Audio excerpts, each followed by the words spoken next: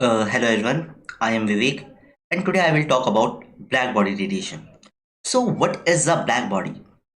As we know कि कोई भी सरफेस रेडिएशन को रिफ्लेक्ट, एमिट और अब्जॉर्ब कर सकता है।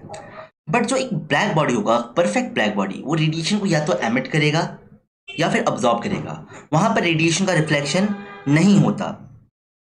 सो what are the examples of a black body? पहली बात, नेचर में परफेक्ट ब्लैक बॉडी तो होता ही नहीं है, ठीक है। बट हम सन को मान सकते हैं very close to a black body because sun can emit the wavelength of emit the radiation of all wavelength. Okay, second example of the black body is a hot piece of a metal. और third example हम लोग ले सकते हैं Fery's black body. Fery's black body में क्या है कि हमारे पास एक स्पेरिकल कैविटी है इस तरीके की, ठीक। हमने यहाँ पर एक होल कर रखा है और इनर सरफेस को हमने कार्बन ब्लैक से पेंट कर रखा है, लैम्प ब्लैक, कार्बन ब्लैक। तो हमने क्या कर रखा है, पेंट कर रखा है।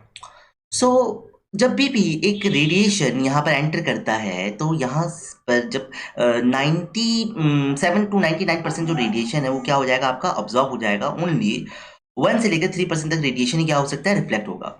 सो रेडिएशन मल्टीपल रिफ्लेक्शन सफर करता है, तो उसकी वजह से ज़्यादातर जो रेडिएशन है वो इस सरफेस ने क्या कर लिया, अब्जॉर्ब कर लिया।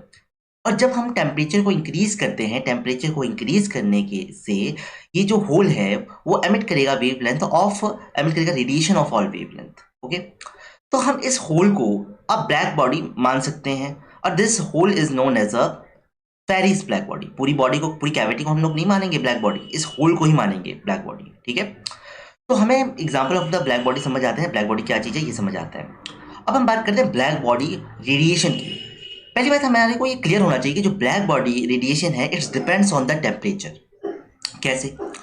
उससे पहले मैं आपको बात बताना चाहूँगा कि कोई भी ऑब्जेक्ट जो है वो रेडिएशन को तभी एमिट करेगा जब उसका टेम्परेचर उसके सराउंडिंग के टेम्परेचर से ज़्यादा हो, ठीक है ना, तभी वो रेडिएशन को एमिट करेगा।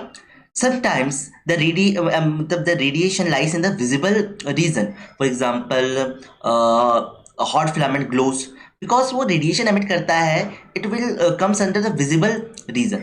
ओके, और वेयर अगर ह्यूमन बॉडी की बात करें तो यहाँ पर टेम्परेचर कम है as compare to the filament of the bulb, ठीक है। तो यहाँ पर भी रेडिएशन एमिट हो रहा है, ह्यूमन बॉडी रेडिएशन को एमिट कर रही है, बट वो रेडिएशन जो है वो विजिबल रीजन में नहीं लाई करता, it's lie in the infrared reason. Okay, तो हमें समझ आता है कि किस तरीके से टेम्परेचर के साथ आपका जो वेवलेंथ है वो चेंज हो सकता है, ठीक है। दूसरी बात, अगर हम बात करें कि अगर हम एक टेम्परेचर को इंक्रीज करें तो ब्लैक बॉडी का इंटेंसिटी जो है वो बदल सकता है। सेकंड, कलर भी बदल सकता है। For example hot metal piece की बात करते हैं तो जैसे जैसे हम टेम्परेचर को इंक्रीज करेंगे तो वैसे वैसे क्या होगा, उसका कलर भी चेंज होगा। पहले वो रेड होगा, रेड से वो येलो होगा, येलो से वो व्हाइट हो जाएगा। व्हाइट क्यों? Because it will radiates the emits the wavelength, radiation of all wavelength, emit the radiation of all wavelength. Okay, तो हम अब ड्रॉ करते हैं अब ब्लैक बॉडी स्पेक्ट्रम। तो ब्लैक बॉडी स्पेक्ट्रम क्या है? It is a graph between the intensity versus lambda. Okay, कैसे ड्रॉ कर सकते हैं हम लोग ब्लैक बॉडी स्पेक्ट्रम को? फॉर एग्जांपल हमारे पास एक ब्लैक बॉडी है एट एनी टेम्परेचर टी, ठीक। जैसे ये ब्लैक बॉडी है तो वो एक रेडिएशन को तो एमिट कर रहा होगा और ऑफ ऑल वेवलेंथ। ओके, और हमने क्या लगा रखा है, इसके पास पे एक फिल्टर लगा रखा है। फिल्टर ने क्या करा, एक पर्टिकुलर वेवलेंथ को ही आगे पास करने दिया और बाकी वेवलेंथ को क्या करा, उसने रोक लिया, ठीक है। और हमने उसके आगे जो वेवलेंथ पास हुआ उसको हमने एक डिटेक्टर के थ्रू मॉनिटर करा, हमने देखा कि उसकी इंटेंसिटी कितनी है। और इस तरीके से हमने वेरियस वेवलेंथ के लिए हमने क्या करा, हमने यहाँ पर ग्राफ ड्रॉ करा, तो हमें एक इस तरीके का ग्राफ मिलेगा। यहाँ पर हम लोग क्या बात नोटिस कर सकते हैं? यहाँ पर हम लोग नोटिस कर सकते हैं for a particular value of the lambda we will get the maximum intensity. और इस लैम्डा को अपन क्या कहेंगे? इस लैम्डा को अपन कहेंगे लैम्डा एम, ठीक है। ये एक पर्टिकुलर टेम्परेचर के लिए ग्राफ है। जैसे जैसे आप टेम्परेचर को इंक्रीज करोगे तो ग्राफ का शेप तो ऐसा ही रहेगा, बट उसका जो पीक है वो लेफ्ट की तरफ शिफ्ट हो जाएगा, ठीक है। तो हमें ब्लैक बॉडी स्पेक्ट्रम भी समझ आ रहा है कि ब्लैक बॉडी स्पेक्ट्रम क्या चीज है, ठीक। एक there is a law which is known as the Wien's displacement law. Wien's displacement law क्या है कि लैम्डा एम इनटू में टी का जो प्रोडक्ट है वो always equals to a constant. इस कांस्टेंट को हम लोग कहते हैं वीन्स कांस्टेंट। क्या कहते हैं इस कांस्टेंट को हम लोग? वीन्स कांस्टेंट।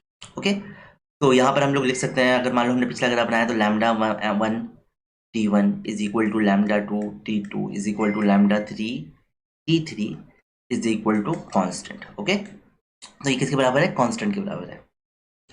तो हैव यू एवर इमेजिन कि हमें सन का टेम्परेचर कैसे पता? सन एक ब्लैक बॉडी है, ये तो हमें समझ, ये बात तो हमें समझ आती है। तो अगर हम सन के लिए सेम ग्राफ अगर हम ड्रॉ करें, ब्लैक बॉडी स्पेक्ट्रम अगर ड्रॉ करें, तो हमें जो लैम्डा मिलता है that will comes around 4700 angstrom. Okay, और जब हम 4700 एमस्टॉम को यहाँ पर पुट करेंगे और सॉल्व करेंगे तो we will get the temperature of the sun. Okay, तो ये बात हमें क्लियर है कि हमने किस तरीके से सन के टेम्परेचर को फाइंड करा। और हमने क्या क्या सीखा? हमने सीखा कि एक ब्लैक बॉडी क्या क्या होता है, ब्लैक बॉडी रेडिएशन क्या चीज़ है। सेकंड, हमने ब्लैक बॉडी स्पेक्ट्रम को देखा। हमने देखा कि सन का टेम्परेचर हम कैसे फाइंड करते हैं। ठीक है, मेरा क्वेश्चन है आपसे कि क्या हम एक ब्लैक होल को एक ब्लैक बॉडी मानेंगे? अगर आपको इसका आंसर पता है, please do let me know in the comment section. Thank you for watching this video.